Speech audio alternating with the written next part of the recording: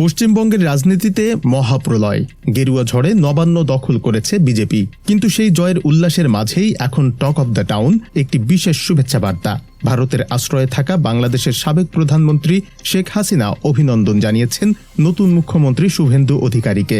কিন্তু চমক সেখানে নয়, চমক বার্তার ভাষায়। পুরো বিবৃতিতে দিল্লির হাইকমান্ড বা নরেন্দ্র মোদী অমিত শাহের চেয়েও বেশি গুরুত্ব পেলেন শুধু শুভেন্দু। কেন হাসিনাকে আলাদা করে শুধু শুভেন্দুর নামই জপতে হলো? কূটনৈতিক মহলে এখন এটাই সবথেকে বড় প্রশ্ন।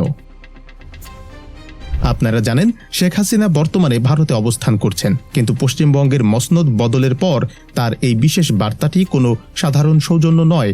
রাজনৈতিক বিশেষজ্ঞদের মতে এর পেছনে লুকিয়ে আছে গভীর কোনো কৌশল। পয়েন্ট 1, দীর্ঘদিনের ব্যক্তিগত যোগাযোগ। শুভেন্দু অধিকারী যখন তৃণমূলের প্রভাবশালী নেতা ছিলেন, তখন থেকেই ওপার বাংলার আওয়ামী লীগ নেতৃত্বের সাথে তার একটা গোপন সুসম্পর্কের কথা রাজনৈতিক অলিন্দে শোনা যেত। পয়েন্ট 2, জল বন্টন ও তিস্তা ইস্যু। মমতা বন্দ্যোপাধ্যায় বরাবরই তিস্তা ইস্যুতে অনড় ছিলেন। হাসিনা কি মনে করছেন শুভেন্দুর সাথে ডিল করা সহজ হবে, নাকি শুভেন্দুর মাধ্যমে তিনি দিল্লির ওপর কোনো চাপ সৃষ্টি করতে চাইছেন?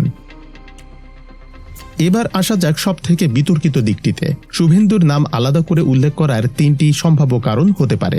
রাজ্য রাজনীতির কেন্দ্রবিন্দু।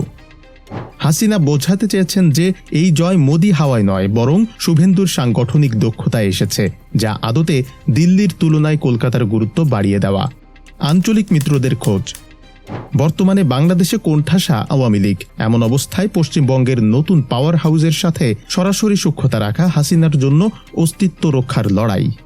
মমতা ফ্যাক্টর। মমতা বন্দ্যোপাধ্যায়ের সাথে হাসিনার সম্পর্ক একসময় দিদি বোন থাকলেও শেষ কয়েক বছরে তাতে চিড় ধরেছিল। শুভেন্দুকে বেশি গুরুত্ব দিয়ে কি হাসিনা মমতাকে কোনো পরোক্ষ বার্তা দিলেন? সোশ্যাল মিডিয়ায় কিন্তু আগুনের মতো ছড়িয়ে পড়েছে এই খবর। নেটিজেনদের একাংশ বলছেন শুভেন্দু হাসিনা অক্ষ কি নতুন কোনো ইতিহাস লিখবে?